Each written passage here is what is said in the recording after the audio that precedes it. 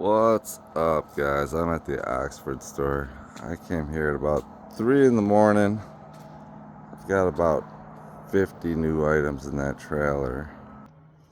But this is the mess I'm dealing with. I've got all those items in the new trailer. I walk in. These are all new items that have to go out. And, the Oxford store, I've been so busy, I haven't really been able to work on it. I've been kind of redirecting everyone to other stores, but I'm going to get this one back in shape. And, get ready for New Year's. I might start doing regular hours here again. Rip Store is open Friday, Saturday still. But the inside of this store, I've been working on it a few hours. So those are all empty boxes, and this stuff I've put this stuff on the shelves already, so that stuff can go upstairs. But it is just, we've been bringing product in for weeks now, just container after container. And when I got here, I couldn't even walk, and I've got all these products still in my trailer to get in here, but I always make it fit. Like, I know everyone's like, where are you gonna put everything?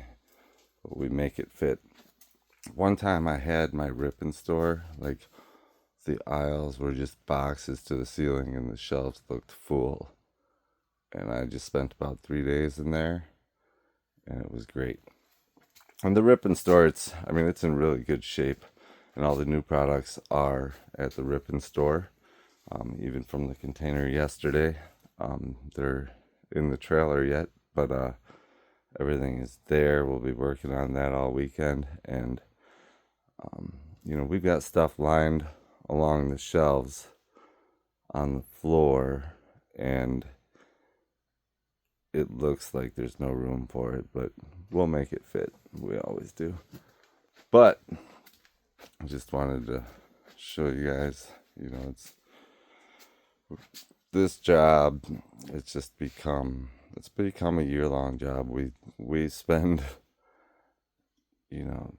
9-10 months a year just bringing in product and preparing for a ton of sales in a short period of time. So it's tough because we've got most of the year we are working with very little sales, and we've got a ton of money going out and no money coming in, and every year we're busier. So the fact that I know many people think that we make so much money, but especially, man, when you're starting out, if you're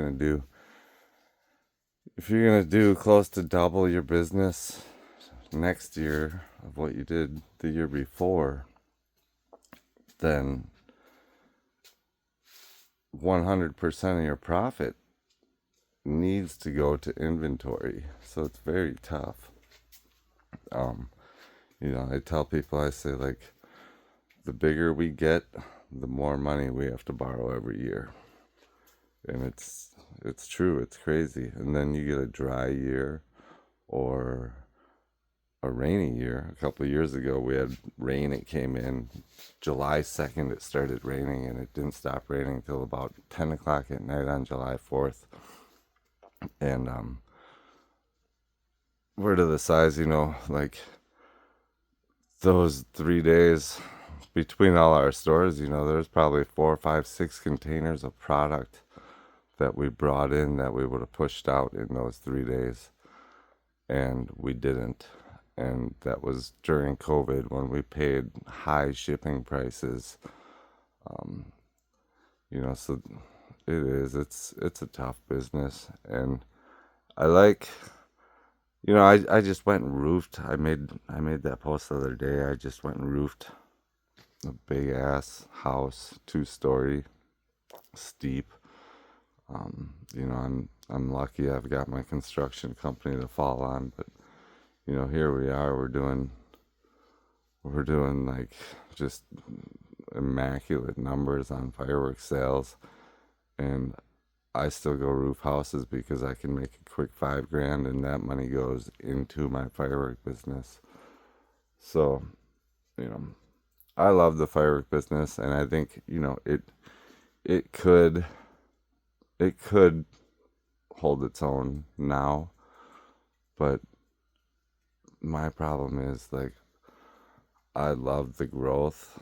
I love adding new products.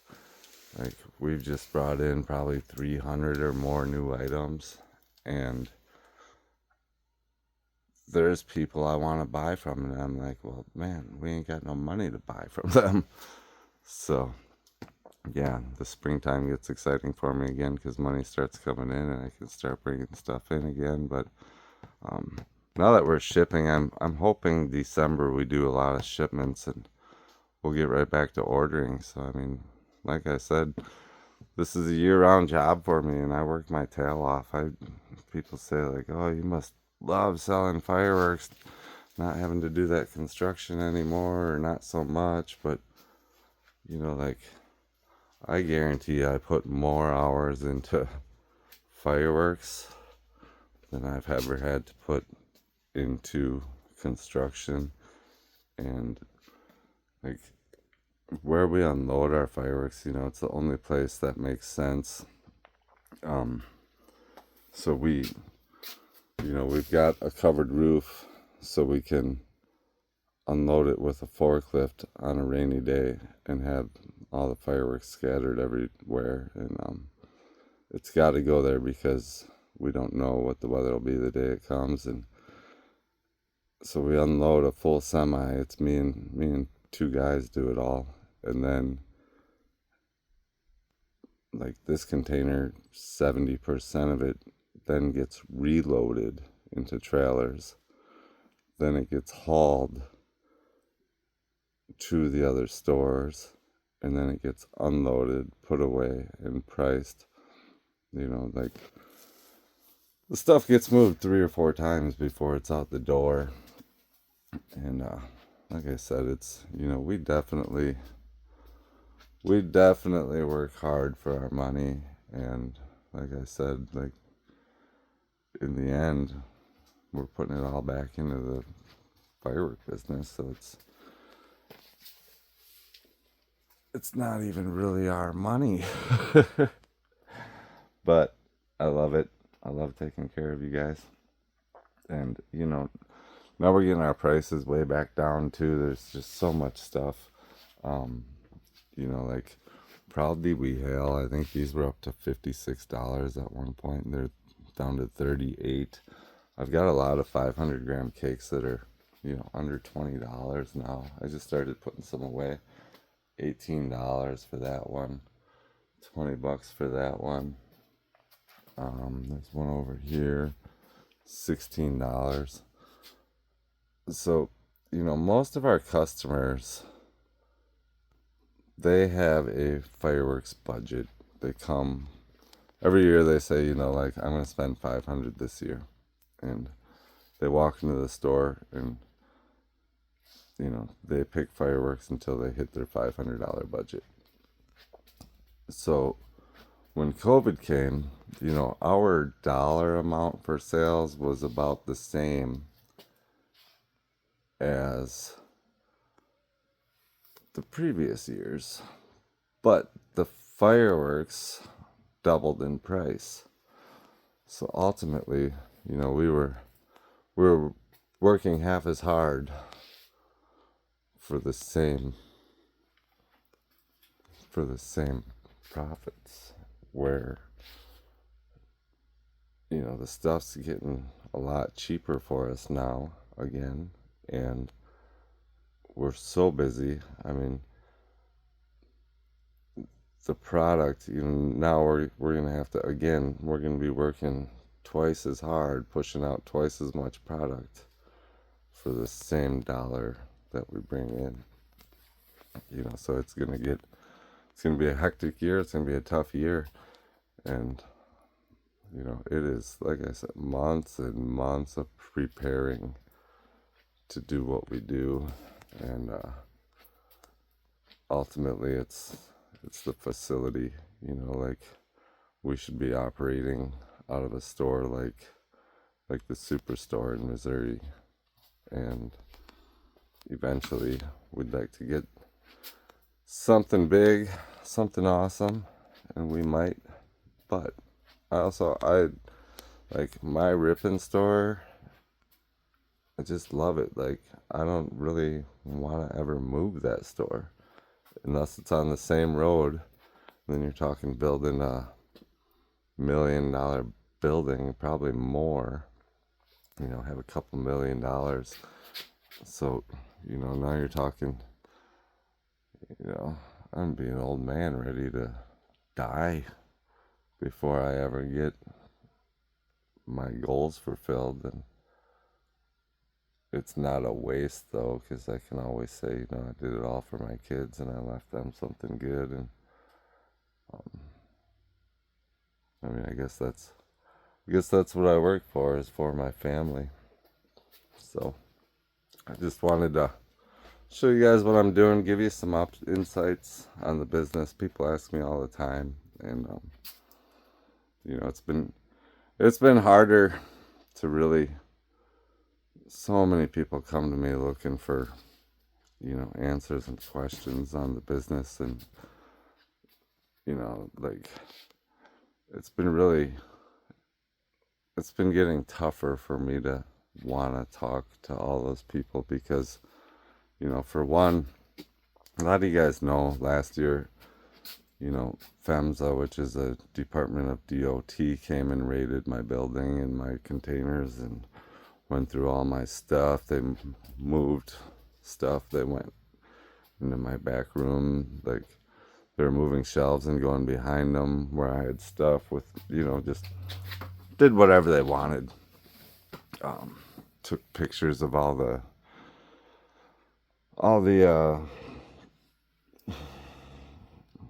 whatever,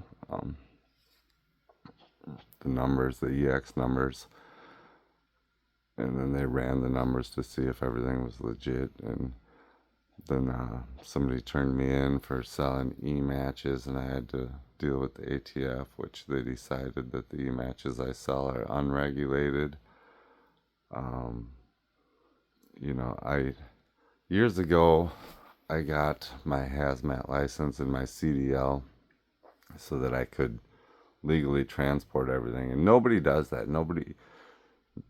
You go to PGI and there is all these U-Haul trucks with no placards, full of fireworks. They're overweight.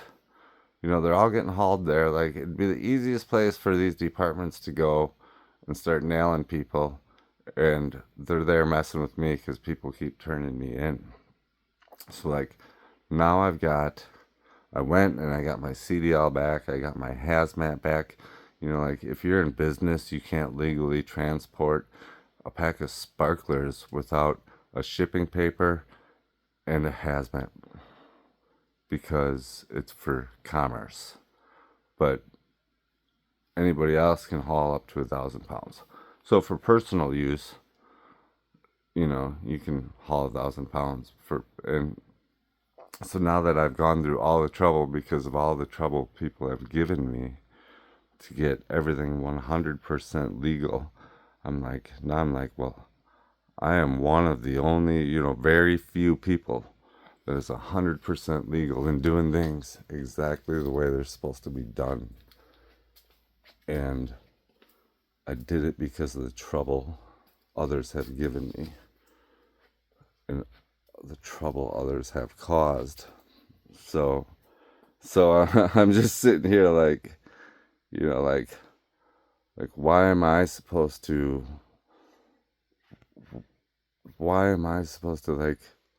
no, like now when somebody asks me, I'm like, well, you can't haul this, you can't do that. I just tell them all the things you can't do because it's illegal, and it is, and I don't think it should be.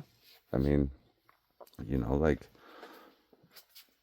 I think you should be able to placard a trailer without paperwork, like it goes from the warehouse to the store. Like, I shouldn't have to make paperwork. Just put my placards up, and then the EMTs or whoever knows if something happens, it's placarded, rather than just hiding the fact. It should be simpler, but it's not. And So I just wanted to give you guys all some insights on what we do and how we do it and how hard we work to do it, and we love it. I am ready to start doing demos. I tell you that. Like, I've got so much stuff to demo, and the neighbors did start calling the cops after like 8 years of doing demos there. Never had a problem, and now I can't do my demos there anymore. So I got something to figure out here, and I may. I was thinking about just lighting everything. You know, having a night where I light like 1,000 products off, just making a big long video, and then I'll just edit those products into smaller videos every day. So I don't know. I'd like to get into contact with some YouTubers and work together, making videos for each other. They promote me, I promote them. So if you're a YouTuber and you'd like to talk, hit me up sometime. Um, yeah,